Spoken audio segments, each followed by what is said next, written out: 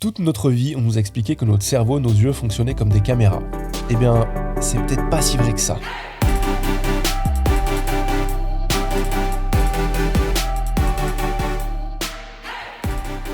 Cet épisode, c'est une manière ouverte de te montrer la transition entre mon ancien travail et le travail que vraiment j'ai envie de mettre en avant dans le futur.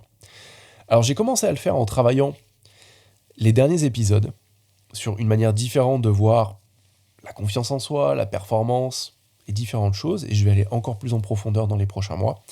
Mais là aujourd'hui j'ai envie de te partager les principes fondamentaux qui sont en train de transformer ma vision du coaching, et même au-delà de ça, qui sont en train de transformer ma vision de la santé mentale. C'est assez intéressant parce que pour faire court, il y a un truc qui m'a toujours fasciné dans la préparation mentale, où il y a 7-8 gros outils, 7-8 gros domaines. Un en particulier, c'est le dialogue interne. Et ça me fascine depuis, je pense, bien 10-15 ans. Et en allant en profondeur, un jour, il y a 4 ans et demi, 5 ans, je me suis dit, là, je veux faire du coaching mon métier, plus juste un hobby. J'ai vraiment envie d'en faire mon activité principale. La première formation que j'ai achetée était une formation de Michael Neill sur comment impacter les leaders. Michael Neill, aux États-Unis, est connu pour être une des figures de proue du mouvement de la psychologie de l'esprit. La psychologie de l'esprit, elle tourne autour de 3 principes que je vais te présenter dans ce podcast, qui sont les 3 principes de la compréhension de la santé mentale, de comment fonctionne notre réalité. Et je suis vraiment tombé amoureux intellectuellement, c'est important, intellectuellement, de ce concept. Enfin, c'est pas un concept d'ailleurs, c'est pas un concept, c'est pas une théorie, c'est une compréhension de comment fonctionne notre esprit. Je suis vraiment tombé amoureux intellectuellement de cette compréhension de comment fonctionne l'esprit dès que j'ai commencé à me former auprès de Michael Neill. Par contre, ce qui est hyper intéressant, c'est que c'était une compréhension 100% intellectuelle. C'était ma première formation en coaching. À ce moment-là, je me suis dit, waouh, c'est génial, c'est hallucinant le potentiel du truc. Par contre, je comprenais rien. J'arrivais pas à transposer ça dans ma vie. Alors, pour faire simple, je suis passé à d'autres choses, je me suis formé à plein d'autres sujets, des techniques, de nouveaux outils, des approches du coaching plus pragmatiques, plus traditionnelles. Parce qu'au final, quand on parle des 3 principes de la pensée, de la conscience et de l'esprit, il y a une approche qui résonne énormément avec ma fascination pour le dialogue interne, mais qui va encore plus loin, avec un aspect qu'on peut qualifier de spirituel.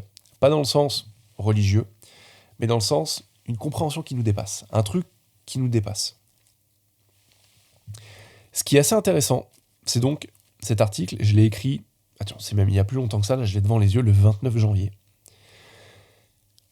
Et aussi bizarre que ça paraisse, c'est le premier article référencé sur Google, sur le sujet, en francophonie. Alors, j'ai appris ça la semaine dernière, parce qu'il y a 2 personnes que je ne connais pas qui m'ont contacté, et qui m'ont envoyé des félicitations, qui m'ont demandé si je faisais des séminaires, si j'avais dans l'idée de faire des programmes sur le sujet des 3 principes de Sydney Banks, parce qu'en francophonie, il y a très peu de ressources sur le sujet. Effectivement, moi aujourd'hui, je me forme auprès de Michael Neill, auprès de George Prensky, qui est lui vraiment, on va dire, la plus grosse figure autour des 3 principes depuis le décès de Sydney Banks, et Richard Bailey, et différentes personnes justement qui sont les premières personnes à avoir poussé ce mouvement. Mais c'est tout en anglais. Alors, aujourd'hui, j'ai envie de te parler de ça. Et j'ai envie de te parler de cette approche. Et d'ailleurs, je ne vais parler plus que de ça. Là, aujourd'hui, je te parle du concept, de la compréhension, de comment ça fonctionne. Vois ça comme une discussion à écouter avec des oreilles neuves, des oreilles ouvertes, des oreilles d'enfant, sans préjugés, sans essayer de savoir si j'ai raison ou pas. Juste pour voir si ça résonne. N'essaie pas d'écouter en essayant de trouver le loup, de trouver des contre-arguments. Vas-y avec curiosité. Parce qu'après, quand je te dis que je ne vais parler que de ça, c'est plutôt que, aujourd'hui, la manière dont je coach mes clients a radicalement changé les 6 derniers mois. Et évolue de plus en plus. Et ce qui est assez fascinant, c'est de voir les résultats qui sont en train de changer aussi auprès d'eux. Tout ça parce qu'aujourd'hui, mon coaching est orienté sur la transformation, sur la compréhension de ces principes. Et qu'une fois qu'on a compris ces principes, qu'on les a intégrés, qu'on a eu la prise de conscience de leur véracité, on commence à jouer avec. Et c'est assez hallucinant les résultats que ça peut avoir sur la confiance en soi, sur l'estime de soi, sur la performance, sur la productivité, sur la qualité de nos relations, sur notre leadership, sur notre bien-être mental en général, et à quel point on découvre des mécanismes d'autocorrection qui sont intégrés en nous, qu'avec les thérapies traditionnelles, on n'arrive pas à développer. Alors tu vois, en introduction de ce podcast, je te disais que toute notre vie, on nous a expliqué que le monde autour de nous était physique, était déjà présent, et que nos yeux fonctionnaient comme des caméras. Il y avait la réalité à l'extérieur, tout ce qui se passait à l'extérieur était des stimuli, captés par nos yeux, retranscrits à l'intérieur de notre cerveau, et que ces informations étaient captées pour recréer mentalement tout ce monde extérieur. Quand on y pense, ça rend normal le fait que on perçoive la réalité comme venant de l'extérieur, que tout ce qui se passe autour de nous va influer sur notre perception de la réalité. Par exemple, si tu es stressé parce que ton boss, parce que ton client t'a mis la pression, par exemple tu penses avoir peur de tout perdre parce que le monde est dangereux, incertain, parce qu'il y a une crise financière, parce qu'il y a une guerre à l'autre bout du monde, tu vas te sentir énervé parce que, décidément, cette personne, elle se paye vraiment ta tronche. C'est l'explication la plus logique. Le monde extérieur influe sur notre réalité intérieure. Et c'est ce qu'on nous enseigne à travers quasiment tous les courants de psychologie, à travers tous les livres, les podcasts, les vidéos de développement personnel, comme quoi tout vient de l'extérieur. Mais la question que je vais te poser aujourd'hui, c'est et si finalement c'était tout l'inverse ? Et si finalement tout naissait à l'intérieur de nous et était projeté à l'extérieur pour recréer ce que nous appelons notre réalité individuelle ? En quoi est-ce que ça modifierait ton expérience du quotidien et la qualité de ta santé mentale de percevoir les choses à l'inverse comme ça ? Quelles seraient les répercussions sur tes relations, sur ta productivité, ton anxiété, ton niveau de stress, ta capacité à prendre des décisions, à procrastiner ou pas ? Est-ce que ça impacterait ton leadership, ta parentalité ? Moi, je le vois parce que je suis papa. Aujourd'hui, j'ai vraiment envie de t'emmener à travers cet épisode un peu spécial, avec moi, explorer une toute nouvelle vision de comment fonctionne la vie, de comment se construit notre réalité, avec un modèle qui est vraiment aux antipodes de ce que tu peux connaître. Les 3 principes auxquels je vais tenter de t'initier aujourd'hui sont à la fois d'une simplicité très élégante, mais aussi ils disposent de énormément de profondeur. Ils impactent toutes les sphères de nos vies et ont des implications qui vont être vraiment insoupçonnées sur des pans de ton quotidien. Je ne vais pas en faire la liste, parce que voilà, ce podcast, il n'a pas vocation à durer 30, 40, 50 minutes. C'est des podcasts que j'ai pas envie de faire trop longs. Mais d'ailleurs, comme je te le disais, je te demande vraiment, à partir de maintenant, de juste écouter, de ne pas juger, de ne pas intellectualiser, de juste prendre ce qui paraît coller à ta réalité actuelle et laisse passer le reste, laisse-le flotter, laisse-le partir. Garde juste à l'esprit que tu as intérêt en fait pour toi à être ouvert et vois ce qui se passe à la fin de cette conversation qu'on va avoir. Parce qu'il y a de fortes chances que, comme moi, la première fois où j'ai été exposé à ces idées, tu vas trouver peut-être ça intéressant ou tu vas pas capter du tout. Mais il n'y a pas d'inquiétude, c'est normal. Peut-être même que tu trouveras ça trop simpliste. Et franchement, ça me va très bien. Moi, comme je te le dis, il m'a fallu 4-5 ans entre le moment où j'ai compris intellectuellement ces 3 principes et celui où j'ai réalisé leur véracité et toutes leurs implications. Alors, on va parler un peu maintenant de la psychologie de l'esprit et des 3 principes de Sydney Banks.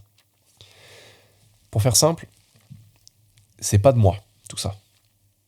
Je suis en train de retranscrire les enseignements que je suis en train d'apprendre, que je suis en train d'acquérir, de Sydney Banks, qui était un soudeur écossais qui vivait au Canada et qui en 1973 a eu une épiphanie. Comme il le dit, il a réalisé en 3 secondes et demie que la réalité avec un R majuscule était totalement différente de ce qu'on pensait qu'elle est. Et à compter de ce moment, Sydney Banks, il a dédié sa vie à partager son expérience, à partager ses idées, et tout s'est développé pour créer un nouveau champ qui est en train de révolutionner dans le monde anglo-saxon petit à petit le domaine de la psychologie. Et des personnes comme le Dr George Prensky, Richard Bailey et d'autres figures de proue de ce mouvement ont commencé à créer ce nom de la psychologie de l'esprit. Et voici l'idée centrale. La matière première de notre expérience, qu'on fait de la vie, c'est notre pensée. Cette pensée, toutes ces pensées qu'on a, qui est un flux continu d'idées de 50, 60 000 pensées par jour, on les ressent grâce à notre conscience. Et il y a une énergie qui anime tout ça. L'énergie qui m'anime moi, qui anime les plantes, qui t'anime toi, qui anime les mouvements des planètes, les étoiles. C'est ce qui donne vie à toute la machine. Ça, c'est l'esprit. Les 3 principes, ce sont vraiment les principes de la pensée, de la conscience et de l'esprit. Tu remarqueras que j'utilise pas forcément notre quand je parle de l'esprit, mais bien comme quelque chose qui n'appartient à personne. L'esprit, c'est la force créatrice qui anime toute chose dans l'univers. C'est là où on va aller plus en profondeur que le genre de discussion que tu as peut-être l'habitude d'avoir. C'est ce qui fait que les planètes rentrent rarement en collision les unes avec les autres, que l'énergie n'est jamais supprimée, qu'elle est toujours transformée. C'est ce qui fait qu'un gland va devenir un chêne, quasiment à tous les coups, 100% du temps, et pas un tilleul. C'est ce qui fait que nos cellules vivent d'elles-mêmes, sans qu'on ait à y penser, à qu'il y ait une action quelconque de notre part. C'est ce qui fait que notre cœur est créé d'une telle manière qu'on peut vivre. On n'a aucun effort en fait conscient à réaliser pour tout ça. L'esprit, c'est une intelligence supérieure, universelle, plus profonde, qui est hors de notre champ de perception, et qui va orchestrer ce qu'on appelle le monde, l'univers, le cosmos, ou encore la vie. On peut appeler ça comme ça. Ça, c'est le premier principe, c'est celui de l'esprit. C'est une vérité fondamentale, c'est une constante. En fait, elle est vraie, qu'on y croit, qu'on n'y croit pas, et elle a des effets concrets, qu'on y croit, ou qu'on n'y croit pas. Tout comme la gravité, tout comme l'électromagnétisme et compagnie. Tu vois, la gravité, c'est une constante. Elle a des effets constants. Que tu saches ce qu'est la gravité ou pas. Ce que nous appelons en fait ici l'esprit, c'est pas le cerveau, mais ça va bien au-delà de ça. Le cerveau, c'est finalement qu'un relais, comme un gros capteur. L'esprit, c'est ce qui nous anime, ce qui permet à la vie d'être la vie, tout simplement. C'est la force qui va animer tout ce qu'on voit, tout ce qu'on ressent, tout ce qu'on entend, tout ce dont on prend conscience à chaque instant. Tout ce dont on prend conscience à chaque instant. Le second principe, c'est celui de la conscience. La conscience, c'est une seconde constante dans cette idée de la psychologie de l'esprit. Et c'est une constante car elle ne s'arrête jamais. Elle nous permet de faire l'expérience de tout ce qui se passe autour de nous et en nous. Elle te permet de lire ces mots quand tu lis un livre, quand tu lis un article. Elle te permet de les écouter à ce moment-là dans cet épisode. Elle te permet de ressentir la chaleur ou la fraîcheur autour de toi et même de ressentir peut-être des sensations bizarres à l'évocation de ces idées, celles que je suis en train de t'exposer. Elle ne s'arrête jamais, jamais complètement, car même lorsqu'on dort profondément, un bruit qui va constituer peut-être une menace, un truc qui tombe à côté de ton lit ou une porte qui claque ou un truc qui grince peut te réveiller immédiatement. Il y a un nombre important d'études qui montrent que certaines personnes dans le coma ou sous anesthésie générale gardent la parfaite conscience de ce qui se passe. On est tout le temps conscient. Notre conscience, ici, elle va jouer le rôle d'interface entre l'esprit et le troisième principe qui est celui de la pensée, qui est la chose peut-être la plus à la fois perceptible et imperceptible. Nos pensées, ce sont la matière première qui vont rendre possible notre expérience de la réalité. Elles viennent a priori de nulle part. On ne sait pas trop d'où elles viennent. Des fois, toi comme moi, on a des pensées, on se dit « voilà, mais ça sort d'où ça ?» Mais ce qui est beau, c'est que ces pensées soient belles, moyennes, affreuses, quand on y pense bien, ou quand on regarde ça sous ce spectre, le spectre des 3 principes, elles n'ont aucune valeur. Les pensées n'ont aucune valeur intrinsèque. En tout cas, elles n'ont pas plus de valeur que celle qu'on leur attribue. Et c'est là que tout devient hyper intéressant. Notre quotidien et la représentation de la réalité que nous avons à titre individuel, c'est la projection des pensées qu'on a le plus. Le type de pensée que tu vas avoir le plus au quotidien, c'est ce qui va créer ta réalité. Ça explique que ton humeur, elle évolue dans la journée, que tu t'en rendes compte ou pas d'ailleurs. Ton humeur évolue du matin au soir, constamment, en parallèle de la qualité de ton flux de pensée. Parce qu'au final, tout ce que tu ressens, ce sont que des pensées.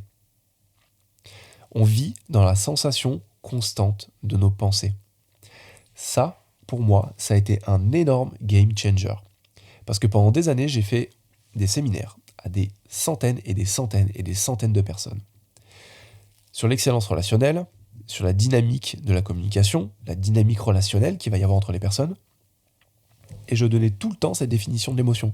C'est un stimuli externe qui vient créer une sensation interne. Mais la vache, le jour où je me suis rendu compte, à travers ces principes, que c'était peut-être totalement différent, mais c'est le monde qui fait un 180. Parce que quand tu réalises ça, que tu ressens toujours tes pensées, et pas les circonstances externes, mais tu te libères.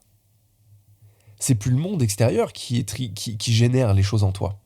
C'est toi qui crée toutes les sensations que tu ressens, à travers tes pensées. Et l'une des merveilles de la compréhension intérieure vers l'extérieur, donc une compréhension qui va de l'intérieur vers l'extérieur, c'est qu'elle nous libère de devoir systématiquement blâmer le monde extérieur pour notre expérience de la vie. Alors, cela ne veut pas dire que de mauvaises choses n'arrivent pas aux bonnes personnes, ou que personne va tenter jamais de te mentir, de te tromper, de te voler, de te rabaisser. Je dis absolument pas ça. Mais en fait, c'est simplement que si ça se produit, ton expérience sera créée à 100% par les pensées qui vont te venir en temps réel et qui vont avoir l'air super réelles au travers de ta conscience de ces pensées. Ce qui va se passer à l'extérieur, en fait, ça va déclencher un certain type de pensée chez toi, des pensées que tu peux franchement changer. On a des habitudes de pensée. Mais le cerveau fonctionne d'une telle manière que quand il se passe quelque chose, on se met à penser d'une certaine manière et que ce sont ces pensées qui vont générer les sentiments qu'on ressent. Cette compréhension de comment se construit notre réalité, elle est belle, car elle nous permet de répondre aux défis de la vie depuis l'intérieur. Donc d'y répondre plutôt que d'y réagir. On n'a plus à rechercher à l'extérieur des solutions, des béquilles ou des doudous pour nous apaiser.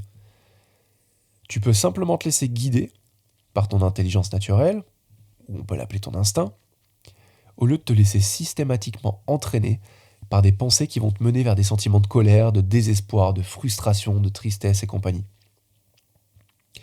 C'est comme naviguer à travers des vagues, tu vois, tumultueuses, les vagues tumultueuses de la vie, on pourrait dire,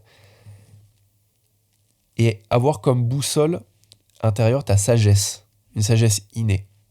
Parce que fondamentalement, si tu passes au-delà de peut-être les freins que tu as là en m'écoutant, de dire ah, le mec il est complètement perché, il part dans tous les sens, il est en train de me dire qu'il y a un truc supérieur, que en fait j'ai vachement plus de pouvoir que possible, mets ça de côté. Parce que tu sais fondamentalement que des fois quand tu hésites à prendre des décisions, tu sais exactement ce que tu dois faire. Tu sais ce dont tu as envie. Tu sais ce dont tu n'as pas envie. C'est simplement ce que les personnes à l'extérieur de toi, l'environnement dans lequel tu évolues, va avoir comme attente vis-à-vis de toi qui va te faire hésiter.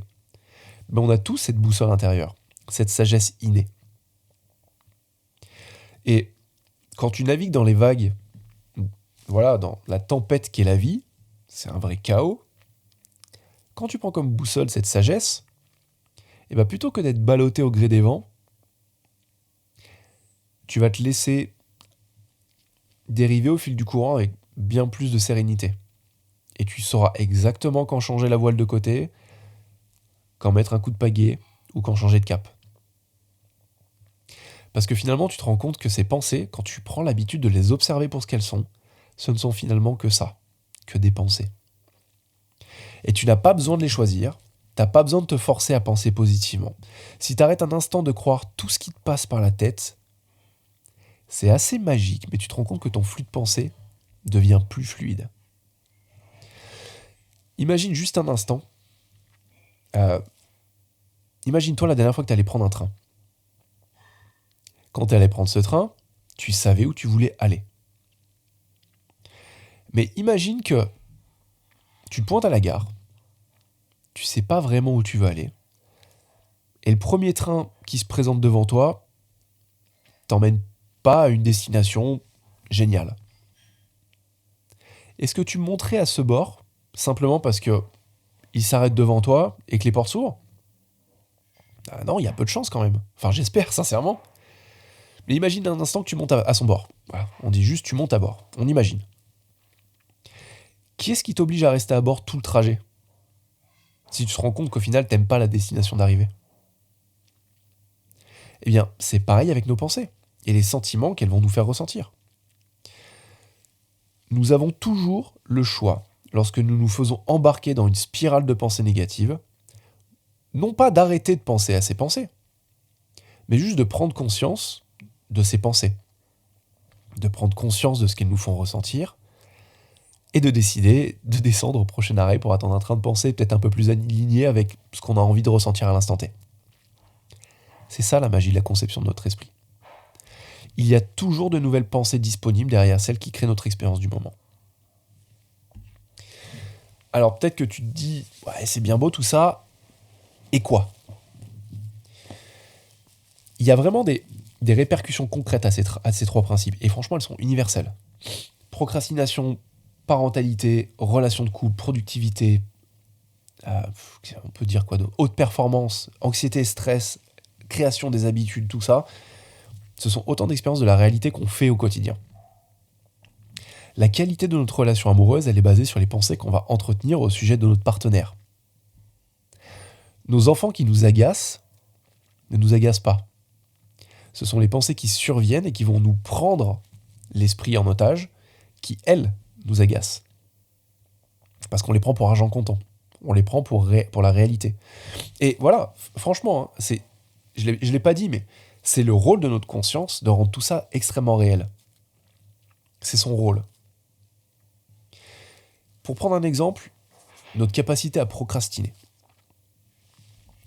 On nous dit que souvent procrastiner, c'est repousser à plus tard des choses qu'on devrait faire. Mais procrastiner, c'est pas repousser à plus tard, comme on le pense. Les mécanismes en action sont vachement plus vicieux, et vachement plus vicieux et plus simples que ce qu'on pense. La vie, elle se déroule toujours à un seul moment à la fois. Par contre, comme la plupart d'entre nous, on en a déjà fait l'expérience, il nous arrive de penser à 1 million de choses en même temps. Lorsque ça se produit, notre concentration, elle s'éparpille. On est facilement distrait et on a du mal à accomplir des tâches. On est dans le passé, on est dans le futur, mais on n'est pas là. Et ça, c'est la nature même de la procrastination. C'est faire une chose tout en pensant à une autre chose. Ce qui fait qu'au final, on n'avance pas. Pour conclure cet épisode, j'aimerais que tu repartes juste avec une idée.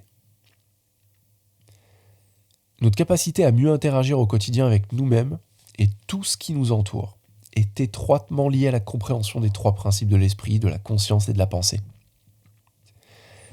De manière plus imagée, les pensées, c'est un peu comme la peinture avec laquelle on va peindre sur le tableau vierge de notre réalité. On a un canevas blanc, c'est notre réalité, notre pensée, c'est ce qui nous permet de peindre. C'est les différentes couleurs qui vont nous permettre de peindre cette toile. On pense et on parle cette peinture sur le tableau, en fait, qui est notre conscience. Et on en fait l'expérience comme si ce tableau qu'on était en train de peindre en direct live était vrai. Mais finalement, qu'importe le nombre de fois que tu as déjà peint le même tableau, c'est toujours une option parmi des millions qui pourraient être peintes sur ce tableau blanc. Rien ne t'empêche de changer les couleurs, rien ne t'empêche de changer le dessin, rien ne t'empêche de changer tout ce qu'il y a devant tes yeux. Et quel que soit son aspect ô combien réaliste, ce tableau, il est toujours peint avec la peinture de tes pensées. Ce qu'on pense être notre réalité, c'est finalement que le fruit d'une peinture qu'on a reproduit chaque jour à l'identique pendant des années, voire des décennies, voire parfois toute une vie. Mais la bonne nouvelle, c'est qu'on est toujours finalement à une pensée d'un tableau totalement différent. Rien ni personne hormis toi ne t'empêche de changer ce tableau. Pas ce qui se passe à l'extérieur, pas ce que les autres te disent, pas les attentes des autres. Aujourd'hui, c'est vraiment une bonne journée pour commencer à dessiner une toute nouvelle peinture. Parce que les possibilités, fondamentalement, elles sont infinies. Merci de m'avoir écouté. J'espère que cet épisode t'aura été utile. C'est le premier d'une longue série.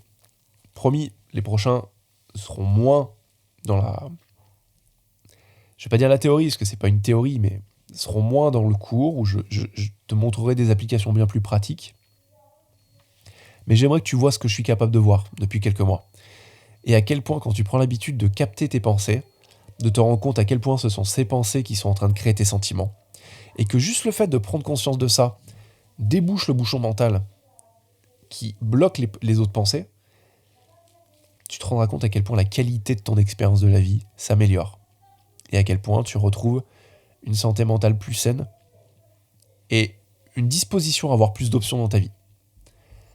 Merci. Je te dis à très vite, à la semaine prochaine dans un nouvel épisode. Et si jamais tu as des questions sur ces 3 principes, n'hésite pas à me les poser sur LinkedIn ou tu peux me contacter via mon site internet. Je réponds toujours. Encore merci et à très vite. Salut!